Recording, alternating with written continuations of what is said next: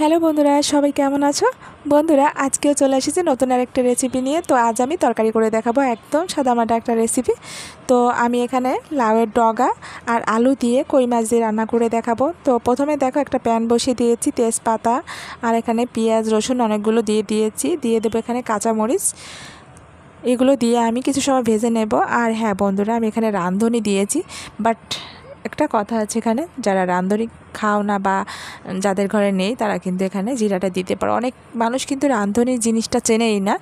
তো আমরা আসলে শাক পাতা বলতেই সব কিছুতেই মোটামুটি আর কি খাওয়ার চেষ্টা করি। অনেকে বলে স্পেশাল মশলা, আমরা কি জানি একটা খাই। অনেকে বলে, যাদের জানা নেই তারা বলে পাঁচফোড়ন খাই। আসলে পাঁচফোড়ন আমরা সব কিছুতে পাঁচফোড়ন খাই না। তো যাই হোক, কিছু সময় ভেজে রেখে আমি এখানে দেখো আলু কেটে রেখেছিলাম একটু লম্বা লম্বা করে, সেই আলুগুলো দিয়ে দেব। এবার লবণ হলুদ দিয়ে দেব পরিমাণ মতো, দিয়ে একটু ভেজে নেব। ভেজে আবার ঢাকনা দিয়ে ঢেকে দেব, এতে করে কিন্তু ভালো হবে। দেখো, কিছু সময় পর আমি ঢাকনাটা তুলে নিয়েছি। তো দেখো বন্ধুরা, আমি কিন্তু ভালো করে ভেজে নিয়েছি। আর এখানে একটা কথা আছে, আমি এখানে লাউয়ের ডগা শুধু দেবো, পাতাগুলো দিব না।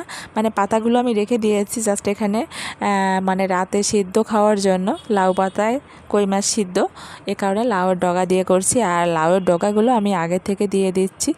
আর এখানে যদি কথা আছে, এখানে যদি শাক থাকে তাহলে কিন্তু ঝোলে দেওয়ার চেষ্টা করবে, তাহলে কিন্তু কালারটা ভালো লাগবে, ভালো আসবে, আর খেতেও কিন্তু দারুণ লাগবে।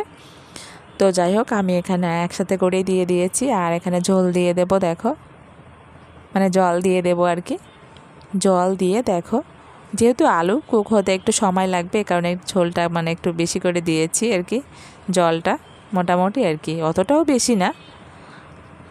তো এবার ঢাকনা দিয়ে ঢেকে দেব। আর ভেজে রেখেছিলাম যে মাছগুলো, তো মাছগুলো আমি দিয়ে দেব। আমি এখানে কই মাছ দিয়ে করেছি। তো কিছু সময় পর দেখো, মাছগুলো দিয়ে নেড়ে চেড়ে আমি কিন্তু চুলাটা অফ করে নেব আমার রান্নাটা। আর হ্যাঁ বন্ধুরা, কেমন হয়েছে অবশ্যই কমেন্ট করে জানাবে। ভালো থাকবে সবাই, টাটা।